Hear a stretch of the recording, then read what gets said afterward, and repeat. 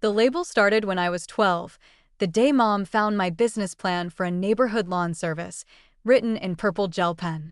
"Dreams are cute, sweetie, but you need to be realistic about your abilities," she'd said, tucking the carefully drawn charts into the recycling bin. "Maybe focus on being a good helper instead." 23 years later, that helper mentality had crystallized into the family's favorite way to introduce me. At every gathering, every social event, every chance encounter with their friends, I was their secretary, their assistant, their entry-level forever daughter who'd never quite figured out how to aim higher. The pattern had been reinforced countless times over the years. When I graduated college with a computer science degree, Dad explained to relatives that I'd found something practical in office support. When I moved to Silicon Valley, Mom told the neighbors I was doing filing work for tech companies. When I bought my first house at 25, they assumed I'd gotten help with the down payment because secretaries don't make that kind of money. Each assumption built on the last, creating a narrative so embedded in family lore that questioning it seemed impossible. I was the practical one, the supporter, the person who kept other people organized while they achieved important things. My role was to facilitate success for others, never to pursue it myself. The irony wasn't lost on me that, while my family saw me as perpetually entry-level, I'd been promoted to senior engineer at 3 different startups by age 27.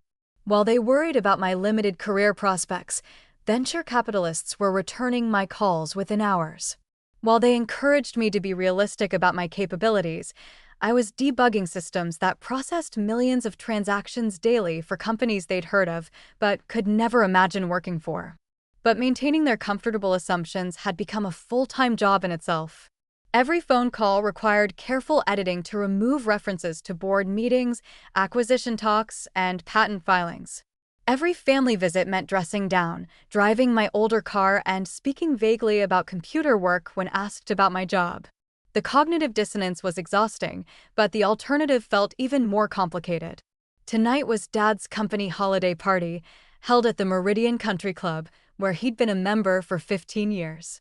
The same country club where I'd eaten countless family dinners, watched him network with other executives, and listened to him explain why certain people belonged in certain positions.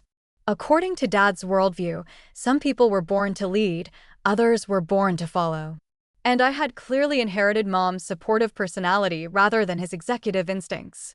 "Sarah, remember to let me do the talking tonight," Dad had instructed during the drive over. "These are important business relationships, and first impressions matter. Just smile and be pleasant, but don't try to contribute to conversations about things you don't understand." I'd nodded from the back seat, the same spot I'd occupied during childhood car rides when Dad explained the hierarchy of the adult world. Mom rode in front, of course, as his equal partner in marriage and social status. Michael sat behind Dad, positioned as the heir apparent to family success.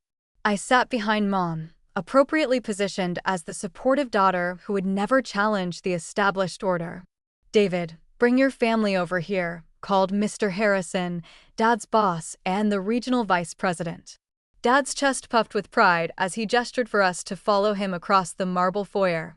This was his moment to show off his successful family to the company leadership, each member positioned to reflect well on his judgment and parenting skills.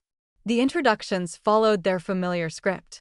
"This is my wife, Margaret, a wonderful homemaker who keeps our family running smoothly," Dad began with practiced precision. "My son, Michael, who just made partner at his law firm downtown. He's handling some significant merger cases this year." Michael straightened his tie and shook hands with the confidence of someone who'd never been told his dreams were too big. At 31, he embodied everything Dad valued in a successful offspring: prestigious career, impressive salary, social connections that enhanced the family's standing in their community. Then Dad's hand landed on my shoulder, and I felt the familiar weight of diminished expectations. "And this is my daughter, Sarah. She's our secretary." The words hung in the air like they always did, heavy with unspoken limitations and comfortable assumptions about my place in the family hierarchy. Mr. Harrison smiled politely and shook my hand with the distracted courtesy reserved for support staff, his attention already shifting back to Dad and Michael for the real conversation. "How nice," Mrs. Harrison said, offering me the kind of warm but dismissive nod that said she'd already categorized me as someone's assistant and wouldn't need to remember my name.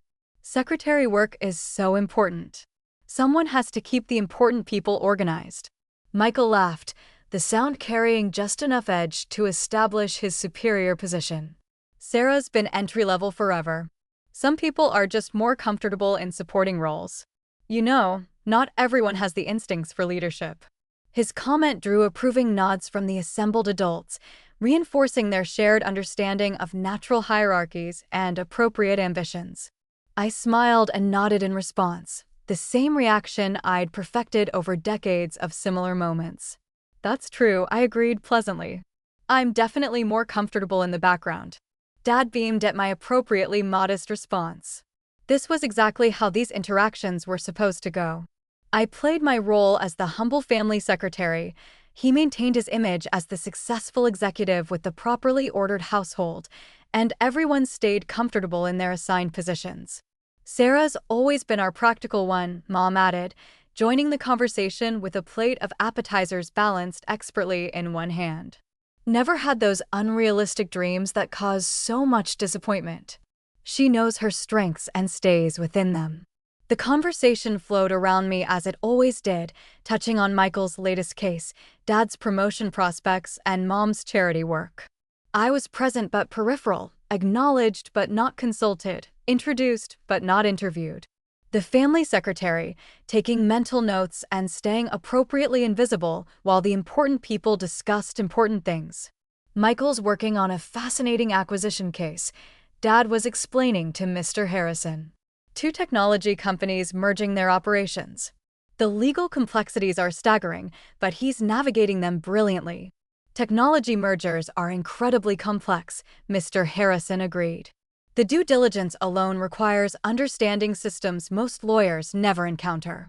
Your son must have exceptional analytical skills. I listened to their discussion of intellectual property transfers, regulatory compliance requirements, and valuation methodologies with the detached interest appropriate for someone whose job involved filing rather than strategic thinking.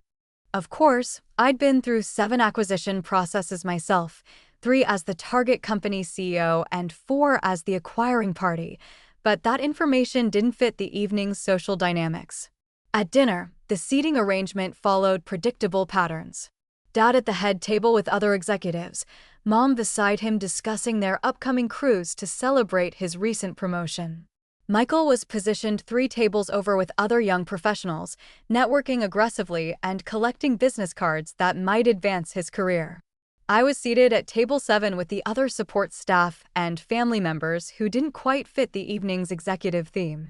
The placement wasn't intended as an insult, exactly, but rather as an acknowledgement of social reality. Secretaries sat with other secretaries, leaving the leadership discussions to people qualified to participate in them. "So, you work for your father?" asked Janet, the wife of one of Dad's colleagues. She seemed genuinely interested, which was refreshing after years of polite dismissal. "In a way," I replied carefully, cutting my salmon into precise pieces. "I help keep things organized." "That must be nice, working with family." "Very stable, very secure. No need to worry about office politics or competition." I nodded and smiled because stability and security were exactly what everyone expected me to value most. Not for me the uncertainty of entrepreneurship or the stress of high-stakes decision-making. I was the family secretary, and secretaries valued predictability above all else. "Stability is definitely important," I agreed, taking a sip of wine. "Some people thrive on chaos, but I prefer knowing what to expect." Janet launched into a story about her daughter's struggles in the competitive marketing industry, contrasting it with my sensible choice to prioritize security over advancement. Around the table, other conversations touched on similar themes: the wisdom of knowing your limitations, the dangers of unrealistic ambitions, the value of finding contentment in modest achievements.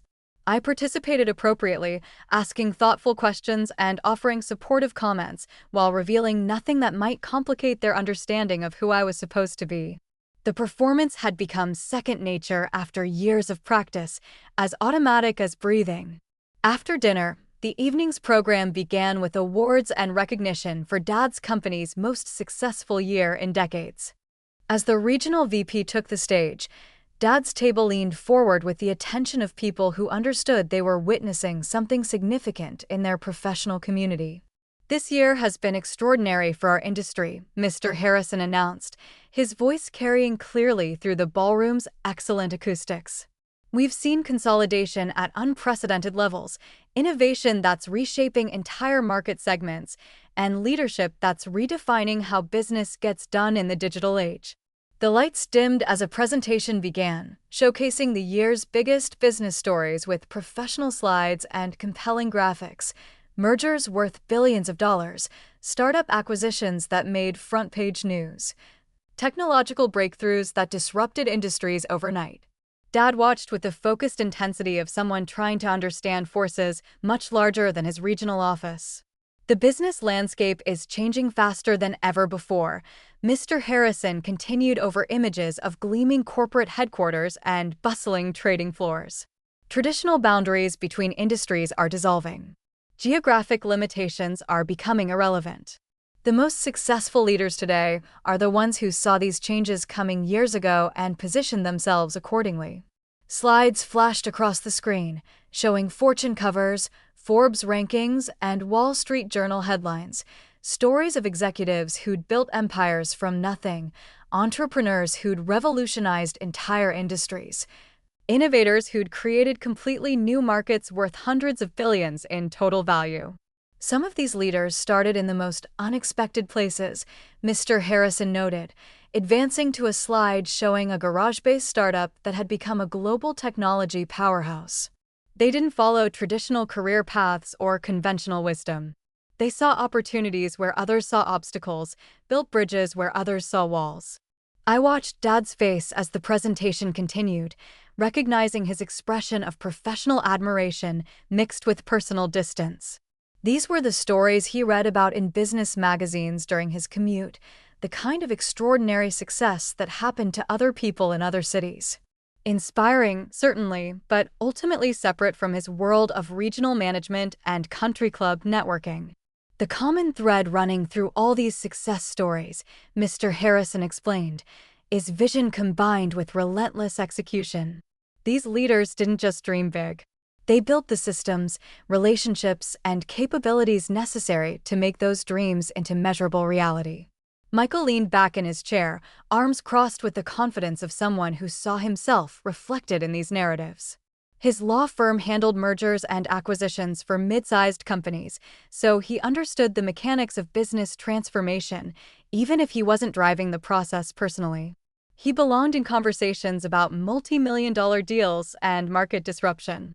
Meanwhile, I continued cutting my salmon into smaller and smaller pieces, maintaining the pleasant but detached expression of someone who found these stories interesting but not personally relevant. The family secretary, appropriately impressed by achievements that were clearly far beyond her sphere of influence or understanding. "The technology sector has been particularly dynamic," Mr. Harrison continued, advancing to slides showing cloud computing infrastructure and data processing capabilities. "Companies that were barely known 5 years ago are now essential to how business operates worldwide." Images flashed across the screen of server farms, fiber optic networks, and digital interfaces that looked remarkably similar to the systems I'd been designing and scaling for the past 8 years. But, of course, that observation didn't fit with my role as someone who helped file important documents for other people. "Now," Mr. Harrison said, his tone shifting to suggest something particularly significant was coming, "I want to share something that hit particularly close to home this week. Something that reminded me how quickly our industry is evolving and how important it is to recognize excellence wherever we find it." The screen filled with a familiar magazine cover, the distinctive Fortune logo bold across the top in the magazine's signature red typography. This month's Fortune features their annual CEO of the Year recognition, highlighting executives who've demonstrated exceptional leadership during the most challenging business environment in decades. Dad straightened in his chair, the automatic response of someone who'd been subscribing to Fortune for 20 years and studying the strategies of America's most successful business leaders. These were his professional heroes, the people whose careers represented the absolute pinnacle of executive achievement. The winner this year is particularly noteworthy, Mr. Harrison continued, because she represents something we're seeing more and more in today's business environment, a leader who built a global technology empire from absolutely nothing, revolutionizing how companies manage their digital infrastructure and data processing needs. The magazine cover came into sharp focus on the screen, professionally lit and expertly composed. There, photographed against a backdrop of state-of-the-art server farms and data centers that represented the backbone of modern business, was a headshot I'd taken 6 months ago for Datacorp's annual report. Datacorp Systems, Mr. Harrison read directly from the screen, his voice carrying clearly to every corner of the now-silent ballroom, has grown from a 2-person startup operating out of a rented garage to a $5.2 billion enterprise in just 8 years. Their cloud infrastructure platforms now support over 40% of Fortune 500 companies, making CEO Sarah Chin one of the most influential technology leaders in the world. The silence that followed wasn't the polite quiet of people listening attentively to a presentation. It was the stunned, airless silence of people trying to process information that fundamentally contradicted everything they thought they knew about reality. Janet, the woman sitting directly beside me, who'd been praising the wisdom of my stable career choices, was the first to find her voice. It came out as barely a whisper, as if speaking too loudly might somehow make the situation more real than she was prepared to handle. "Isn't this you on Fortune's CEO of the Year cover?" Every head at table 7 turned toward me simultaneously, their expressions cycling rapidly through confusion, disbelief, and dawning recognition. The woman they'd been chatting with about the virtues of secretarial work, the one they'd been offering career advice about accepting limitations, was staring back at them from a magazine cover celebrating the year's most successful business leader. The silence spread outward from our table like ripples from a stone dropped in perfectly still water. Table 6 noticed the commotion and turned to investigate, then Table 5. The gentle conversation and soft clinking of silverware that had filled the ballroom moments before was replaced by the heavy, oppressive tension of people realizing that something fundamental about their understanding of the world had just shifted.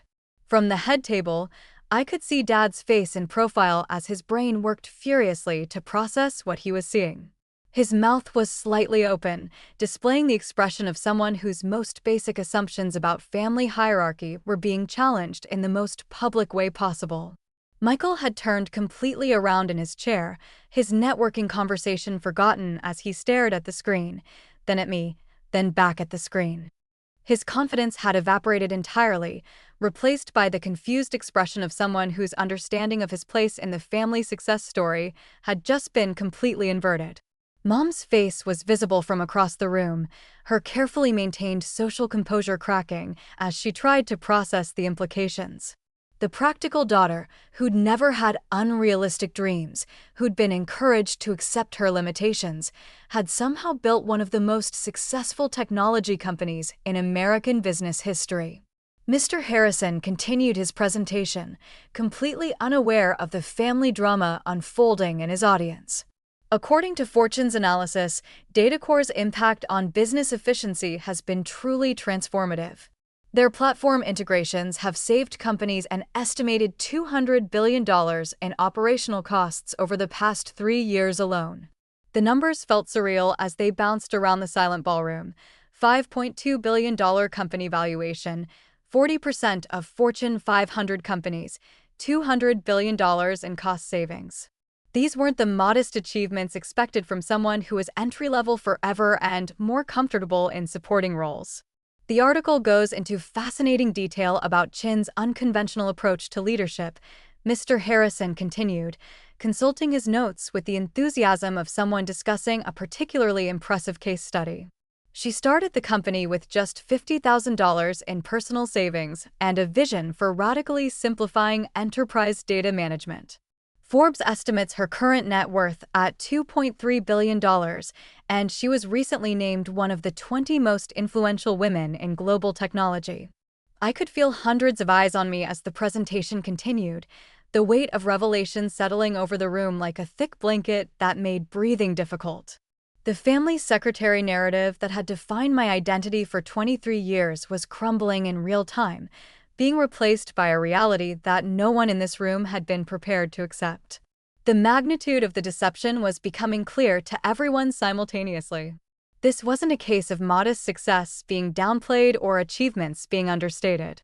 This was a complete alternate reality, a parallel existence that had been maintained through years of careful misdirection and strategic omission. Dad's boss was still talking, but I could see that no one was listening anymore. The entire ballroom was focused on reconciling the woman sitting quietly at table 7 with the transformational business leader being celebrated on screen. The cognitive dissonance was visible on every face, the mental strain of trying to update fundamental assumptions about how the world worked. The most remarkable thing about Chin's story, Mr. Harrison noted, is her philosophy of leadership through what she calls strategic invisibility. According to her Fortune interview, she believes that true power comes from building systems and capabilities rather than seeking personal recognition. She's built a global empire while maintaining almost complete anonymity in her personal life. Strategic invisibility. The phrase hit the room like a physical force, explaining everything and nothing simultaneously. I hadn't been hiding my success out of shame or insecurity about my achievements. I'd been protecting it, maintaining careful separation between my professional reality and my family's comfortable assumptions about my limitations. Chin argues that the most effective leaders are often the ones who operate below the radar. Mr. Harrison continued, building transformational businesses while avoiding the distractions that come with personal celebrity. Her approach has clearly been successful, as Data Core has achieved more in 8 years than most companies accomplish in decades. The presentation concluded with Mr. Harrison's final thoughts about industry transformation and the evolving nature of leadership in the digital age. But his words were lost in the stunned silence that had overtaken the ballroom. He closed his notes and left the stage, completely unaware that he'd just detonated a bomb in the middle of his company's holiday celebration. For several long moments, no one moved. The silence stretched until it became unbearable, broken finally by the sharp sound of my cousin Jennifer's salad plate hitting the marble floor. She'd been reaching for her water glass and missed entirely, her hand shaking as she stared at me with an expression of complete bewilderment. That single sound seemed to break the spell that had frozen the room. Conversations erupted at every table, urgent whispers and heated discussions as people tried to understand what they'd just witnessed. The volume rose quickly as questions multiplied faster than answers could be formulated or processed. Dad was walking toward my table, his face cycling through emotions I'd never seen before in 35 years of knowing him. Behind him, Mom was gathering her purse with the mechanical movements of someone in shock, her social autopilot engaged while her conscious mind struggled to process the new reality. Michael remained frozen in his chair, staring at the now blank presentation screen as if waiting for it to make sense of a situation that had no precedent in his understanding of family dynamics or professional hierarchy. Sarah, Dad's voice was carefully controlled. The tone he used in difficult business negotiations when maintaining composure was essential to achieving acceptable outcomes. We need to talk right now. I nodded and stood, maintaining the calm demeanor that had served me well through 8 years of building Data Core from nothing and 23 years of managing family expectations with surgical precision. The time for strategic invisibility had apparently ended, but the principles that had made me successful remained unchanged. As we walked toward a quiet corner of the ballroom, I could hear fragments of conversation from the tables we passed. That's really her? How is that even possible? Did you know she never said anything? $5 billion, Fortune magazine, CEO of the year.